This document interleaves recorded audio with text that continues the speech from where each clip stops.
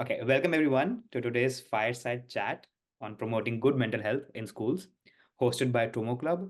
We are a game based social emotional learning curriculum along with leadership and career readiness. We work with grade 3 to grade 12, and we are very thrilled to have you join us for this important discussion. Our esteemed speakers today are Angel Staley and Cassie Lupens, and both of whom bring a wealth of experience and passion to the topic of mental health in educational settings. Angel has been an accomplished educator with a strong background in school administration, and she has dedicated her career in fostering supportive and inclusive environments for schools and students. And Casey is also has extensive experience in developing and implementing mental health programs. I'm very excited about you guys, your insights on how should we promote well-being among students. Both of them are running an organization called 3R Educational Solutions, which work with schools. So together, I think we'll try to bring some strong takeaways and not just generic stuff, but something which can be more implementable, because I'm pretty sure most of the schools are around the corner and should be starting in a couple of weeks. So welcome, guys. How are you doing? Thank you. Great. Thanks for Thank having us. you. Yes, we are so excited. Perfect. So I just, gave a very simple introduction, but I would rather let you guys take the stage. And please, if you can introduce yourself or your journey, it'll be fun. Yeah. Angel, we want to Yeah. start? Yeah. Well, sure. I actually just jumped off of another Zoom meeting with Evolving in Education, and I was like, I kind of just hopped on because I hadn't joined them for a while, and the topic was problems in education or struggles in education. And one of the big things we discussed was mental health. And I just kind of want to start with something. One of the ladies on there, her name was Joy Winchester, and I hope to be connecting with her soon. So I haven't even had a chance to talk to Cassie about this because I literally went from one to the next. She said, something really profound that struck me is we don't want to be uncomfortable, so we don't let children feel the feels. And Mm, I was like, oh, we talk about how let's identify that feeling, but so many young professionals are quick to diagnose. You feel sad, you're diagnosed with depression. And instead of just feeling the feels, they don't understand what a diagnosis is. They self diagnose a lot. And I was like, it was kind of, she was nervous about putting that out there because in general society today is like, oh no, the depression is a real thing. These diagnoses are real. However, there's such a thing as just feeling the feelings and learning to regulate yourself and learning to get through those feelings rather than just diagnosing yourself. And I just think so many children and young adults don't know how to do that anymore. And I think it's really important what we're doing to, as Cassie has some great strategies that I'm excited for her to share on sound therapy and how sound affects mood and helps you regulate. So I just wanted to put that out there to kind of get started to feel the feels. I love that starting. Over to you, Cassandra. So my journey kind of started actually when I left the classroom. And I left the classroom a couple of years ago and I left for my own mental health.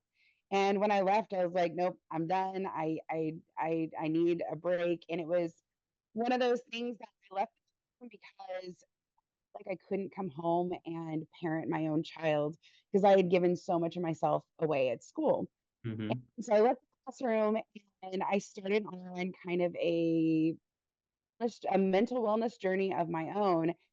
And that's when I started looking into sound therapy. And I taught music and when I was in the classroom, I taught music. So sound therapy really Cassandra, it you're was like, cutting a little bit. I think your internet is a little wobbly. Sorry, we could not understand the last sentence. Can you repeat that? yeah, I sure can. I taught music. So when I left, sound therapy was something that really kind of struck a chord with me. And so I started diving into getting certified as a sound therapist. And as I was doing that, I met Angel, and she kind of told me about what she was starting. I'm really focusing on trauma in schools and really on teacher wellness and helping teachers get the tools that they need to be able to, one, work on their own emotional intelligence, two, be able to help kids that have these big emotions not use it as a trigger and as an escape, but to use it to give them tools to actually them process that emotion and get past it so we can move forward. And so I met Angel and we started talking and we're like, okay, we need to collaborate on this. This is good. And so that's kind of where our journey has led us here is um, you know, we met and we both got this passion for just teacher wellness. And I'm excited because I'm actually going back into the classroom this fall. And Right. for me, that's such an exciting thing that I left something in such a bad mental state that I was able to like do the work for myself, do the work, and I'm going back in a space that I've got all these extra tools that I can take now too and use within the classroom. So I'm excited about that. That's kind of a little bit about my journey. Now that sounds interesting, and we'll definitely deep dive more into how did you guys, come to this strategy as sound therapy, and because this is definitely unique. I've been hearing a lot of different strategies from like we use games, that's one, but apart from that, I've heard art, photography, painting, um, public speaking, group setting. There are a lot of ways people do it, but of course, we would deep dive more into how did you come up with this. But first, I would love to understand. You told me a little bit that it was your own personal mental health which put you on this track. But apart from that, if you want to add something, what was your motivation to work in this field? Because this field has a lot of complexity. It has a lot of course, bashing too from certain section of the society. Um, and it's been a movement which has been being here for a long time. So when you guys decided to do this, what was your motivation? What were your feelings about it? Well, I'll kind of jump in on that. I started my little business, 3R Educational Solutions. I left public education after 20 years, I think 19 or 20 years. And I went to the private sector, and the reason to leave was completely um, unrelated to education. It was actually to help my husband start his business. Um, and but I couldn't just leave education. So I started this 3R Educational Solutions Consulting, and my idea was just to bring strategies to other teachers. I kind of was known for my classroom management skills, Mm. and I was an instructional coach. So I kind of coached other teachers on different things that they could implement to let their classroom run smoother. Now, mind you, this was pre-pandemic. So we live in a world of two sections, kind of pre and post. Yeah. And I went to work as an instructional coach for a private organization, and that private organization served severely traumatized and neglected youth. And that's where I kind of felt my calling in education. I always felt like, well, I'm a good teacher, but my calling there was because I was helping teachers reach students who've been traumatized. But while trying to do that, teachers were becoming traumatized.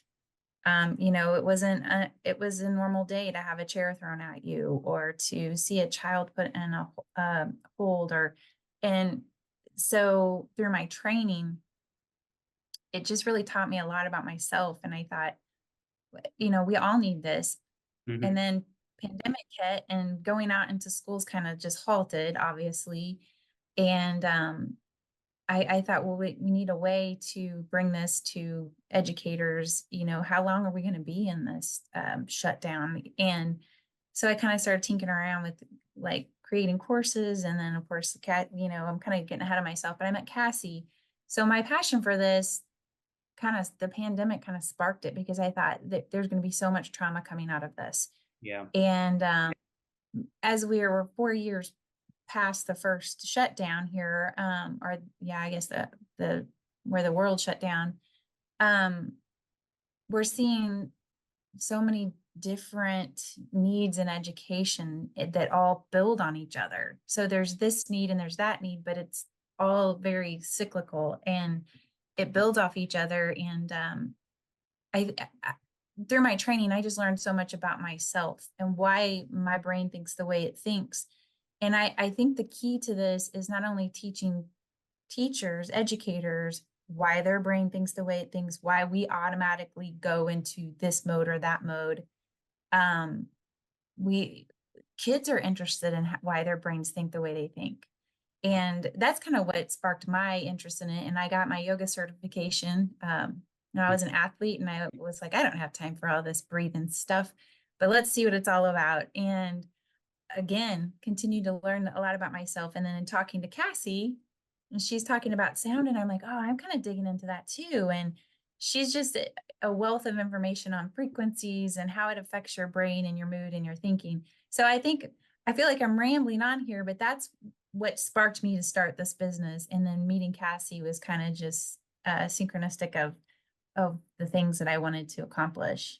Wow. Okay. Well, Classroom management. and I Sorry. Yes. no, if I Classroom. can just add, I just want to add something too. And whenever her and I met, I was at that point of um I've left the classroom and I know why. And now I'm understanding we need to get back to teachers and help teachers with this kind of stuff. Like, you can't just abandon it. We can't just leave education because there are a lot of issues in education right now. And we don't, those kids still have to be taught. Kids are still going to have to be taught and they're going to grow up. And it all depends on what we do here. And so, her and I meeting, that was really kind of the spur point of it really jumping into some different levels.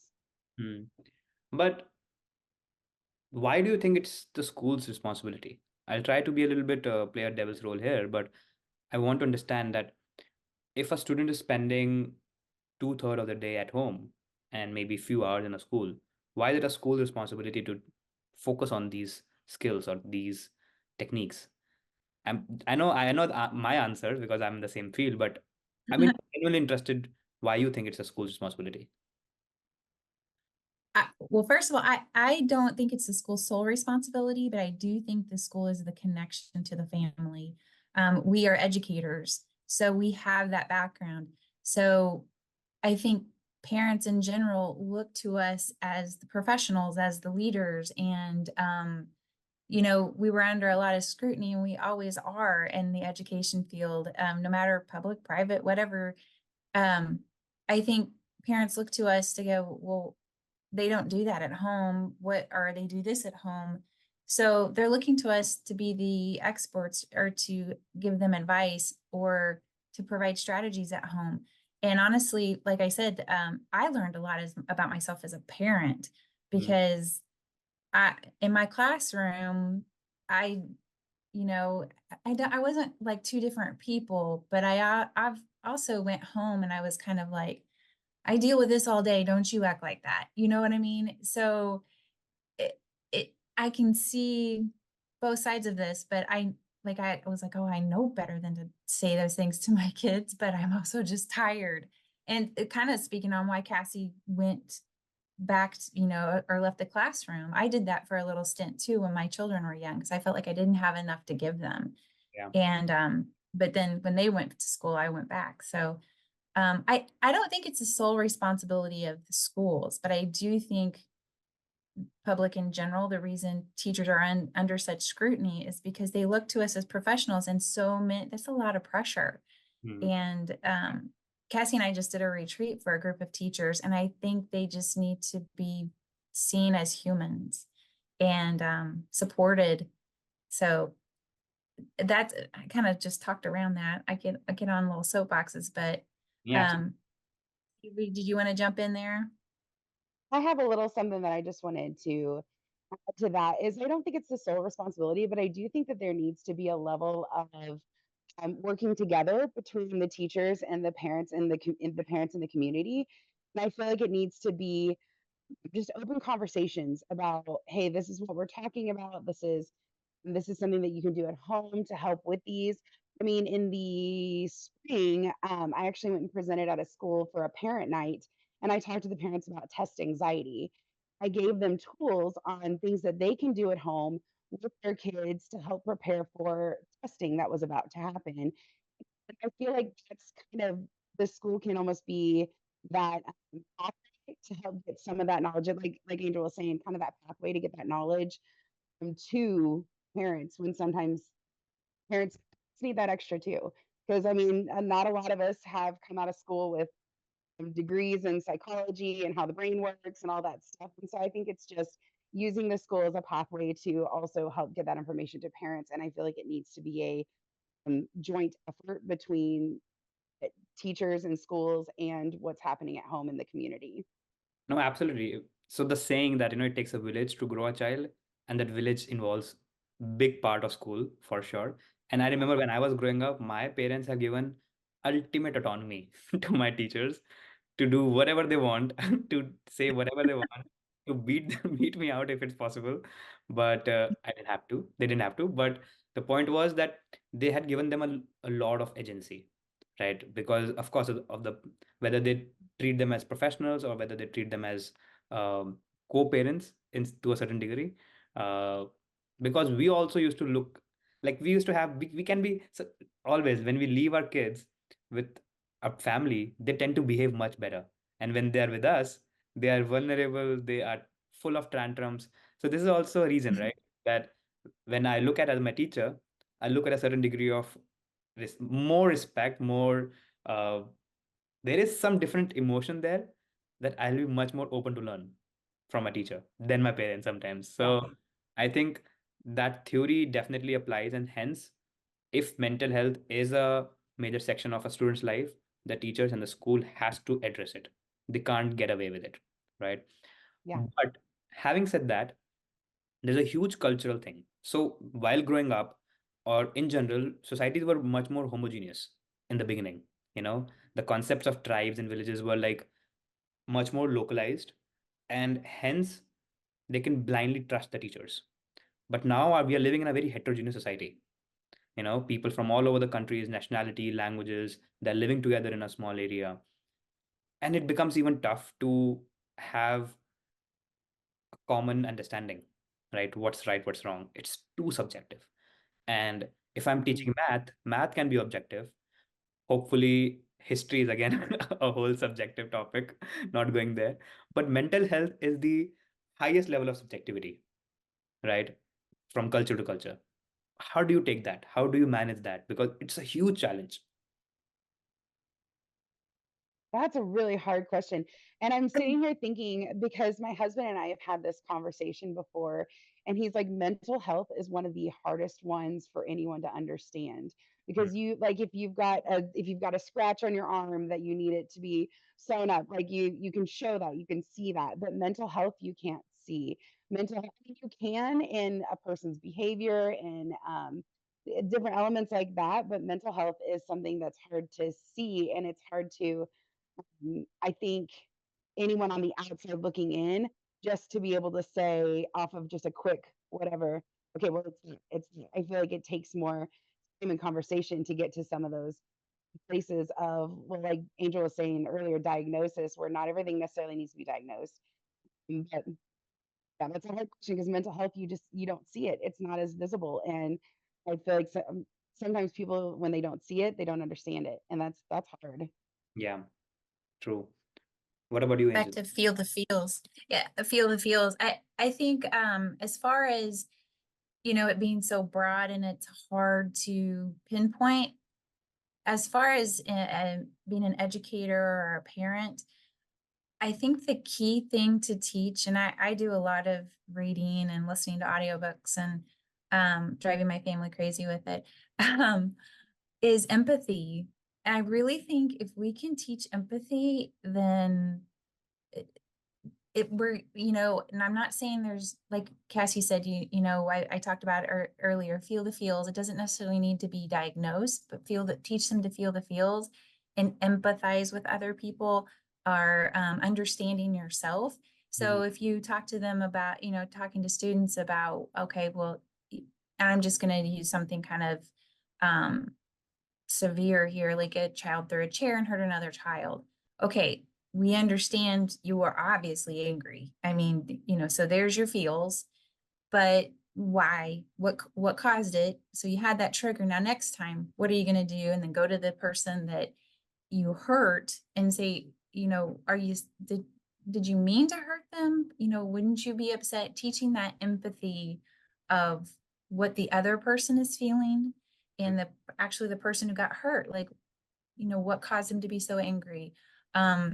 I think that teaching kids and people in general how their brain works and how it functions and how you were wired as a child, your first 7 years are your most impactful years of brain development.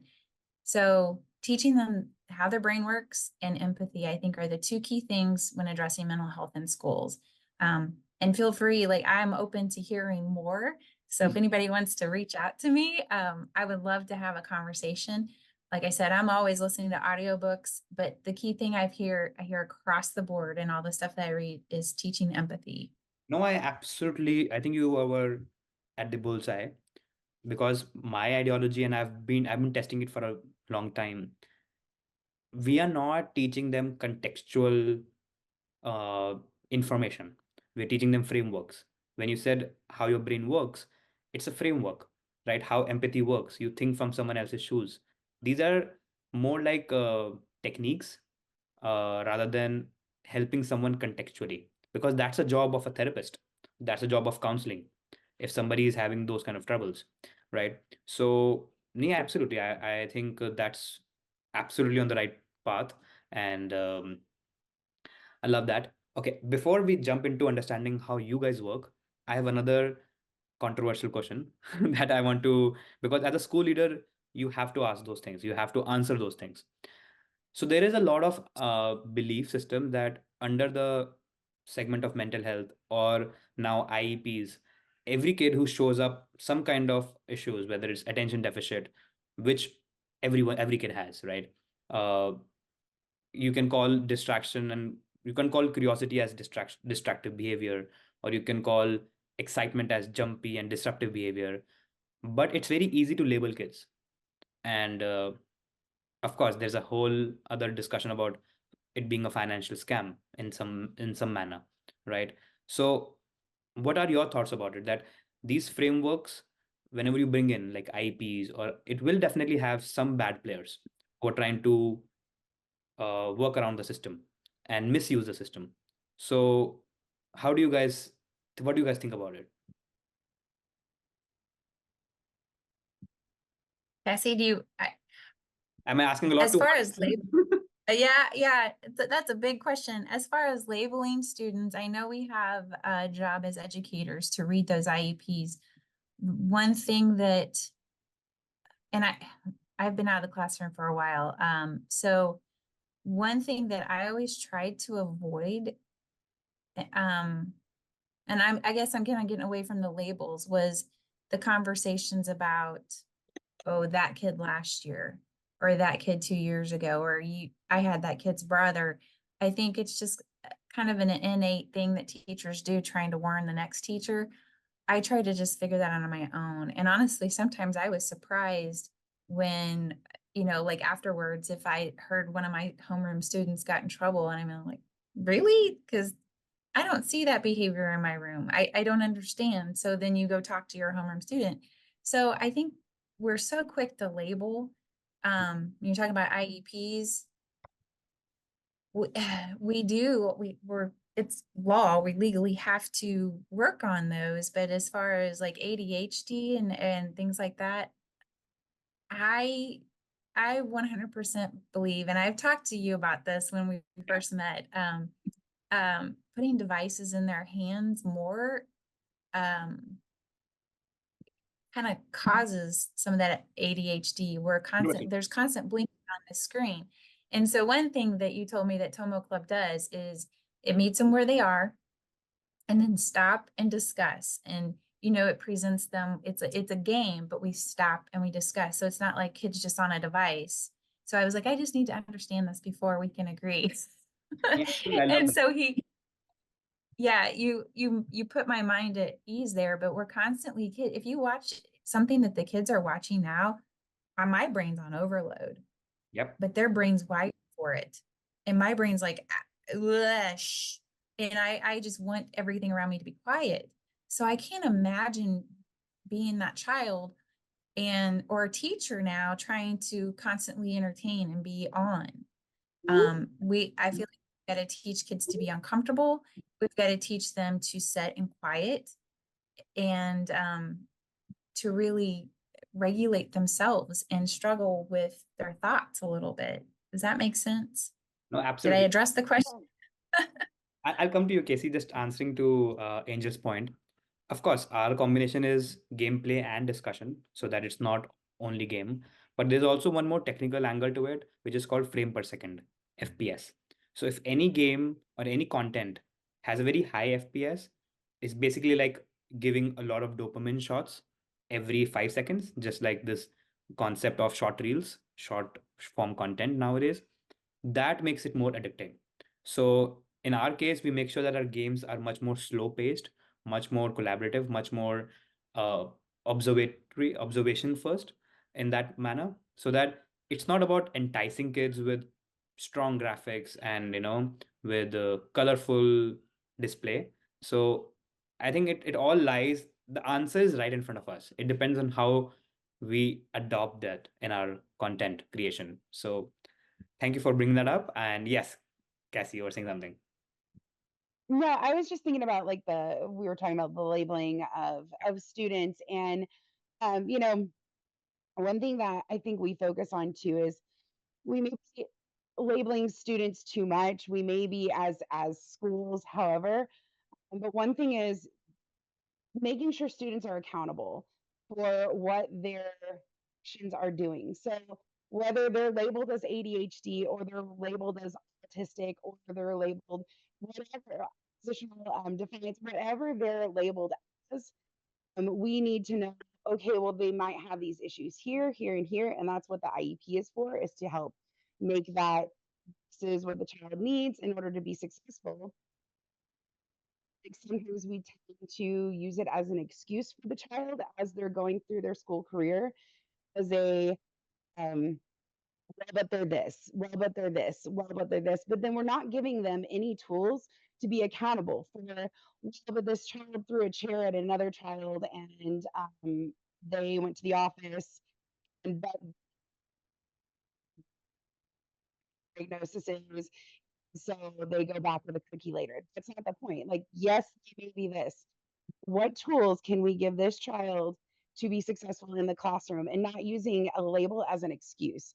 Label and allowing students to be or teaching students how to be accountable for their actions no matter what, and how to whatever emotion they're feeling in that moment, giving them the actual tools to be able to um, process that in a healthy way, in a way that's not going to hurt themselves or others. No, absolutely. I also think on the same line that these techniques or these strategies are not only important from your interpersonal relationship, but also for your professional life. Because now with the age of AI, we have no clue what kind of skills will be relevant when our kids will enter the job market 5 years, 10 years from now. And but one thing we can definitely be sure that skills like quick how adaptive you are, or how curious you are, or how collaborative you are, these gonna be relevant always, as long as human race survives, right? So absolutely aligned with So you. Yeah, yeah, go on, Angel. Cassie hit on something that we have kind of, I don't know, a term that we use a lot. It's ERAC. ERAC is what when we talk about it, emotionally responsible and accountable classrooms. And exactly what she said, it's not just the IEP. The IEP tells us what struggles a student has. So I'm just reiterating what Cassie said. I don't want to repeat everything she said because she hit the nail on the head. But not just what struggles they have, but how to understand your emotions, regulate them. And then if you do something, you're going to be accountable for it. There's a consequence to every action, and it could be a good consequence or a bad one, but there is a consequence to every action. You set the glass on the table. Without a coaster, it's going to get a ring. You put a coaster down, the consequence is there's no ring. So there's just, I'm looking at my cup here. So, but I wanted to throw that out there because it's something that we talk about a lot when we work with teachers is ERAC, emotionally responsible and accountable classrooms. Yeah, no, absolutely. I love that part. Okay, now coming to first, I would love to know more about your sound technique. I think that's interesting to know. And adding to that point, you can answer me also that a lot of times the teachers has a lot of time shortage for them, right? There is teacher shortage and then there's time shortage for the teachers. And they also feel that they're not the best person to do it because that's not what they signed up for, and they're the ones who have to implement any such new program, any new such strategy. So if you can answer both things, what are the strategies that you bring for mental health in schools, and how do you make sure that teachers align with it? So for me, a lot of what I talk to teachers about, and it is scary for teachers, I think, because they hear sound therapists, they're like, whoa, like I'm not a musician, I can't sing, like maybe in the shower, but that's it. So that's kind of the response I get a lot. And I want to tell teachers, it's not, you do not have to be a musician. YouTube is your friend. And that's just go with YouTube. But I talk to teachers about what kind of atmosphere are they cultivating in their classroom. So when the kids walk in at threshold, when they walk in first thing in the morning, are they coming into a classroom that's chaotic, or Mm, are they coming into a classroom that is prepared and ready and calm? And so part of what I talk about is you can use sound frequencies to help with that of that classroom. You can use sound frequencies.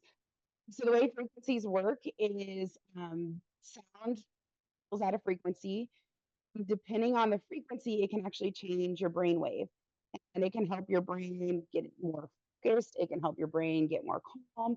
And basically, it works on how the frequency of the sound matches the frequency of your brain waves. Um, so what I talk to teachers about is when you're getting your classroom ready before your kids come in, find a video that is usually I promote 432 hertz as a general because it's good for focus, it's good for calming, it's just a really good frequency that hits a lot of things that we want to see in the classroom. And so I talk about going on YouTube, find a video that's sitting at 432 hertz. Find one that makes sense for you, that you listen to a little bit of it, make sure you jive with it because it's your classroom as well. Then let that play during, like, as they're coming in and getting starting on morning work.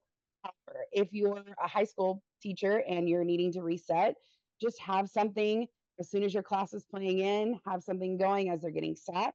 Turn it off. It can be something that you just literally pause, play, pause, play, pause, play all day. Um, for more of a classroom that's got a lot of time for independent, like reading time, I always suggest turn on a frequency.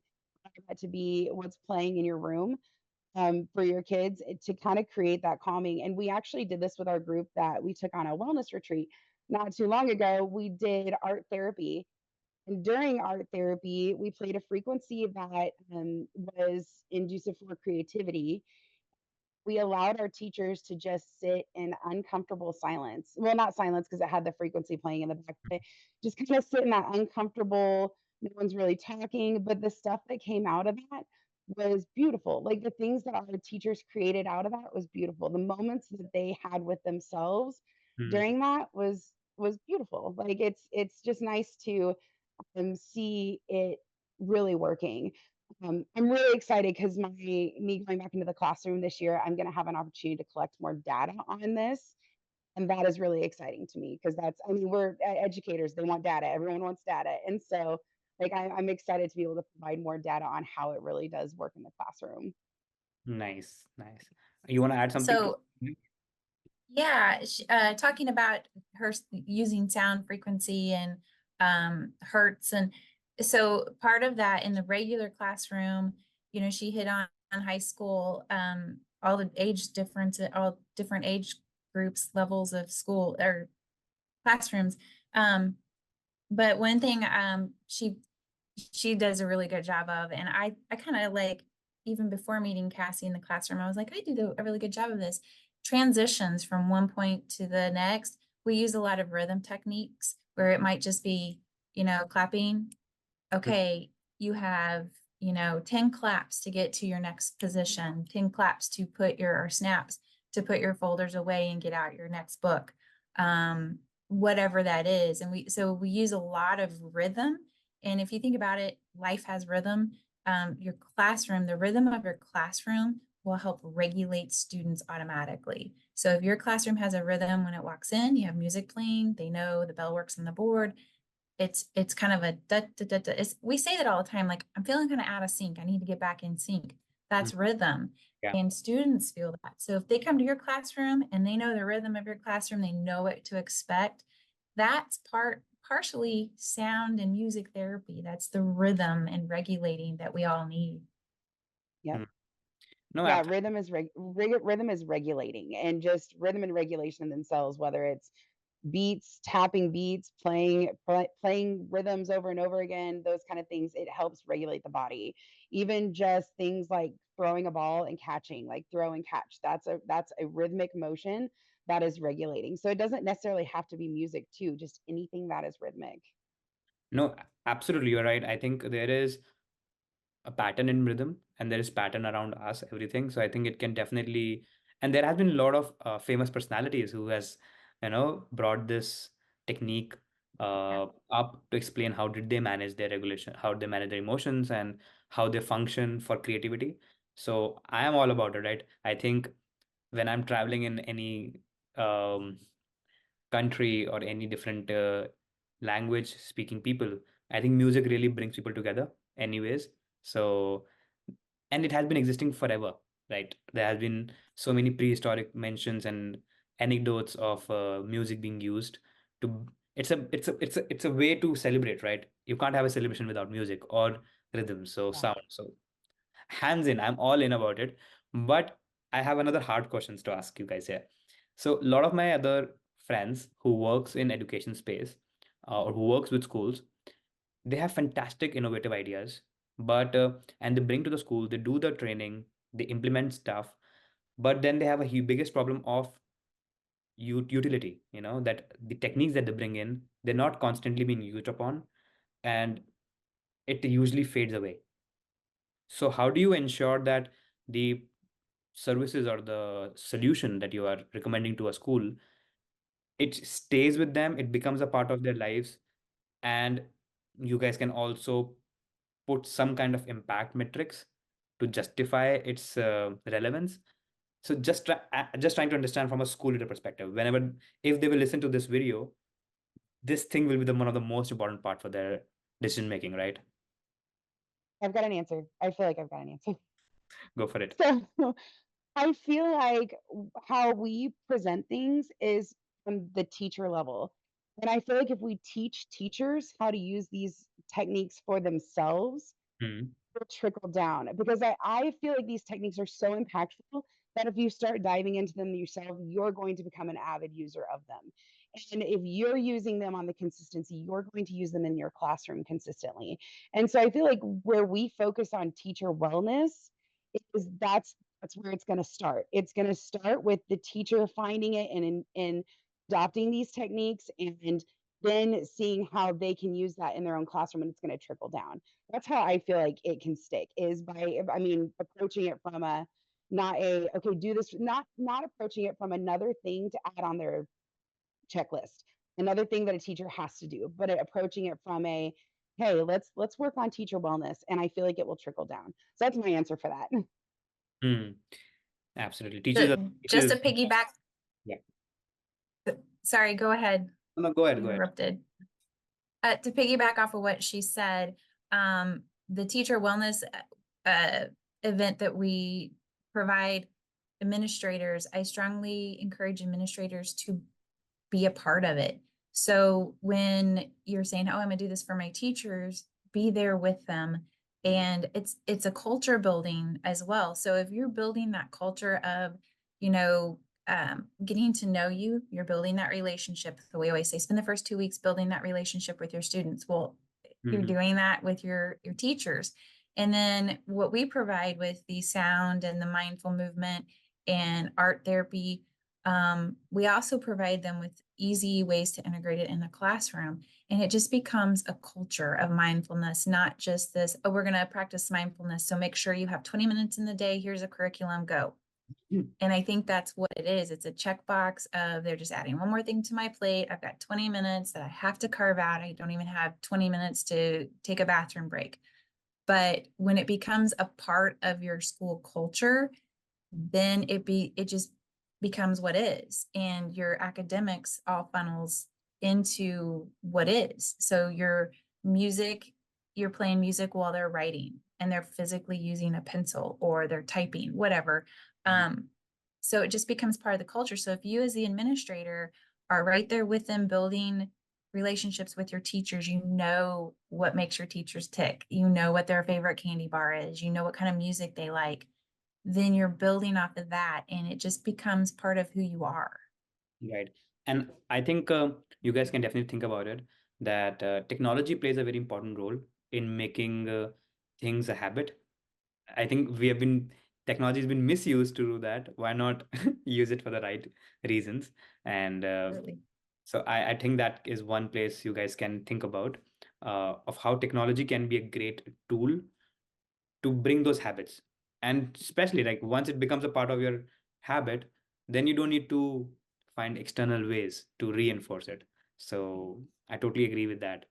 Um, what about the equity aspect? Like in your case, like in our case in Tomo Club, students who the eligibility for Tomo Club is very simple. You need to have hand-eye coordination, and you should be. That's it, actually. Yeah, you should be able to manage a computer. That's it, right? Uh, so we don't ask schools whether the students have any special needs. Of course, if they tell us, it will be easier for the teacher to manage the classroom. But if they don't tell us, we don't ask. So, and we have been able to serve all students with different needs. What about you guys? Is there any eligibility criteria for schools to use your product? Not that I can think of. Angel? I can't think of anything as eligibility criteria. No, I think I'm trying not to, I want to say this in a gentle way. I'm not really trying to brag on classroom management that I had, but I was trauma informed before I knew what trauma informed was. Before it was a term, I had a very routine classroom. It was organized. Every day was a new day. You know, you came in my room with a clean slate, or, you know, I felt like I did a pretty good job building relationships with students. So as far as what we offer for teachers, the eligibility criteria would be open-minded. Yeah, that's Give literally it what a I was shot. thinking. I'm like, have an open mind and yeah, not look at it as fluff and just with an open mind. Yeah. Yeah. That's And students, like the first time you play classical music or a Hertz sound with some, you know, bowls, Cassie has sound bowls. The first time they hear it, they're gonna go, "What is this?" They're gonna yeah, they want, are. you know, something out. They're gonna go, "What?" And you just have to you have to be strong enough to go, "Okay, we're just gonna give this a try, and we're gonna give it a try for however many days that takes to create a habit." So yeah, and I want to also say that what you are doing, where you're meeting students where they are with the games, is a great way to check, get that integrated into the classroom. Because I think like we said, teachers see it as another box to check, but if kids are looking forward to it and they're showing up every day and they know that, oh, we're gonna do Tomo Club today, then attendance is going to go up. They're going to pay attention to what you're talking about, and then what we do, and offering advice on how to build in sound and how to build in regulation techniques is going to just, I mean, it's all hand in hand. Like I said, it's cyclical. No, absolutely. In fact, it was a major revelation for us when when the school leaders told us that the reason for renewal is very simple. We are able to increase attendance. And it was not in in my hindsight that I was thinking that we were solving for attendance. I thought we were solving for engagement, we were solving for mental health. But you need to have those impact metrics aligned with the school goals as well. And I think attendance and academic score is definitely one. So yeah, that brings me to the next question, that how do you guys uh, like, what's your go-to pitch? Like, is it like, what kind of impact numbers you talk about? How do you measure it? How do you present it? Or is there a way to present it? Or is there a need to present it? So very open-ended question, right? Just trying to understand your thoughts on that.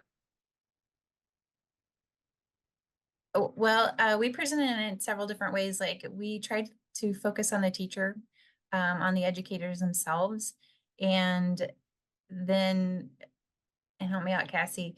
Like I think she said this before, she hit the nail on the head. If teachers understand how to use it in their life, then they're going to bring it to the classroom. So, for instance, what we do, we started off our retreat with mindful movement. Yeah, that's So good. we did a 15 minutes of mindful movement, and then we followed it with a short presentation on, so not only can you do this for your everyday life, notice how you feel. Here's how it can impact your students. Here's how you can easily integrate it. And that administrator was right there and paying attention to it. And she was asking questions like, so should we do like a group yoga in the morning in the gym? Or, and then we did sound therapy, and she's like, well, should we do this in the gym? So creating that routine, and that, I guess that's how we present it. Like, this is, we recommend you do this when you're doing your morning routine. Listen to something positive. Yeah. So you're getting ready, you're getting your kids out the door. What are you listening to on the way to school? What are you listening to when you get to school? And are you filling your mind with positive thoughts? And it's easier said than done sometimes, because man, all you can think about is like, oh, I just want to go back to bed, or when's our next break? Totally get that. But if you can just go, okay, well, I'm thinking about it, so I'm going to hit play on a positive podcast on the way to school. Yeah. Cassie, you have anything to add to that? No, kind of just, I think it's a culture change. I really think it's just a complete culture change. Yeah. Yeah, absolutely. I think it's very hard to be positive. Personally speaking, I think our mind works on, I think, negative side so quickly when we are trying to see, okay, what all can go wrong. And I think having that feeling of gratitude is difficult. And if people can develop that, that's the best thing possible in the world. If you can start looking at the silver lining of things, which is easier said than done. But yeah, did you guys give it a shot to any music AI tool or any sound AI tool, where people can generate their own music, can create their own sound? I think that can be interesting. I just thought about it. I love that. I've actually been looking for that. So if you guys and your team want to create something like that, give me a No, call. I know a couple Yes, of tools which you guys can use. Yeah. Yeah, absolutely. there's one called Beto One. Like again, it is inspired from Beethoven, but they call Uh-huh. themselves Beto1.ai, and I think it's a fantastic tool. It meant to start for digital creators like YouTubers and Instagram creators who wanted to create some Mhm. background music, copyright free, for their videos. But I think now they have this more new features where you can just explore as a user and create different music out of it. Well, I'll have to check that out because, well, AI just in itself fascinates me, and I'm obsessed with just learning as much as I can about AI. I don't know if that's a good or bad thing, but so I'll have to check that out because that's fascinating. Perfect. No, I picked up on a very random things. I think it was very fireside as it can be. But anything that you want to Yes. guys add, which I didn't touch upon? Um, I, I don't know. I just would encourage any administrator or educator who wants to know more about what we offer, or any tips and strategies that we can do to help you get your school year started off. We are very open and open to ideas and hearing more of what you want as educators. Jesse? Yeah. So I just all that. So reach out to us because we do. Our goal is to give teachers what they our three R's are real, relevant, and reliable. And we talk about professional development and wellness. And we want it to be things that are real and relevant and reliable to the classroom right now. So if you're listening and you're like, okay, I need to know more about this. I want to know whatever, please reach out to us via any of the social medias, and please reach out so we can have some conversations, because we want to know what teachers want. We want to know what can actually be helpful. Yeah. No, this was very amazing. This was fantastic, honestly. And of course, I will share the information to reach out to you guys in the description when this Thank video will you. be uploaded. But I just want to open up the floor for Hannah, Zoe, and Nisha if they want to ask anything, if they want to discuss about anything. Because I saw Zoe wrote very interesting ideas in the chat, which are fun reading. But do you I'll guys have want to to read ask that. anything? Can you see the chat, Cassie? I can see the chat now. I didn't look at that earlier. No, neither did I actually. I was reading it. But Hannah, Zoe, Nisha, do you want to ask anything or do you want to share anything with us? What made you guys come to this event in the first place? Maybe. I missed a bit of the beginning, but I joined in later. And I did join in around the part where you guys were talking about audio music. And actually that's quite unique to me. I don't have too much teaching experiences, but I have been in a few classrooms in India where I've had to interact with all kinds of students.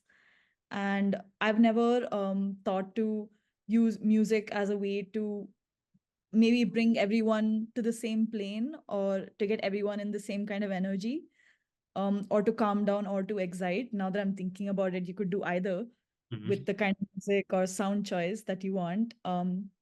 So that was definitely very interesting. I've never thought of doing that.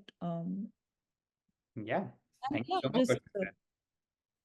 I'm so glad you bring that up too, because that's something I talk to our teachers about, is like, whatever music you're playing, what is it you're wanting the next activity to be?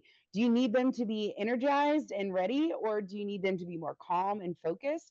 And plan your music and plan your, we talk about brain breaks, but when we talk about brain breaks, we talk about like 1 2 minute short little bursts. And so maybe even using that little moment to put music in there that's going to be, or induce the kind of environment that you want next. So if you need them energized, find something that's going to make them energized, and then boom, let's go into it.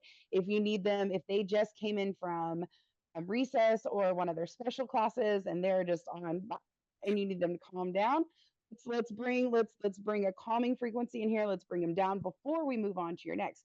Because if you're trying to transition from that to, okay, now sit down and listen, it's not going to happen. You've got to have something in there for Yeah. that transition. So I'm really glad you said that, because that's it. You really want to think ahead. This move is going to be, that move is, okay, what do I want? What kind of atmosphere do I want for that? Where do I want them to be for that? It takes a lot of thinking on the teacher's part of how you want your day to look. But if you put that little bit of work in and you think about it, it will help tremendously. I promise. This was fantastic. Thank you. Perfect, guys. Any other questions? Any other suggestions? Otherwise, it was a pretty uh I had a question actually, intuitive. real Oh, quick. yeah, Zoe, go ahead. Thank you guys for this talk. It's been really interesting. And so I have a history in early childhood education, and what you guys talk about is like, it sounds like so, it would be so great for early childhood education. Like, we already use a lot of tools, like sound tools, like in transitions and trying to change the mood of the classroom or in like learning exercises. And have you guys, do you guys like market towards that as well? Actually, and I'm sorry, Angel, I just kind of jumped in, but actually, that's been our next move, because we've realized that, I mean, we got to start at the root, and in early childhood education, that is the root, and let's start there and really build that. So yeah, that is something that we definitely see as being a focus. And Angel, you go ahead. Sorry.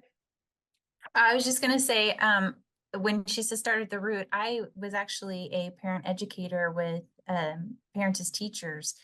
And that was, it was really intriguing for me because I did that when my kids were little. So I used all the tools and techniques and they were like my little guinea pigs. So yeah, I think that's something Cassie and I talk about a lot, is how early childhood is really where it all begins. And if we can get them in the early phases and with, this culture and in the classroom with routine and rhythm, and we open up their academic world by doing that, then the academics are just going to be already in place. They're going to be ready to expect this in kindergarten and first grade, and the older they get.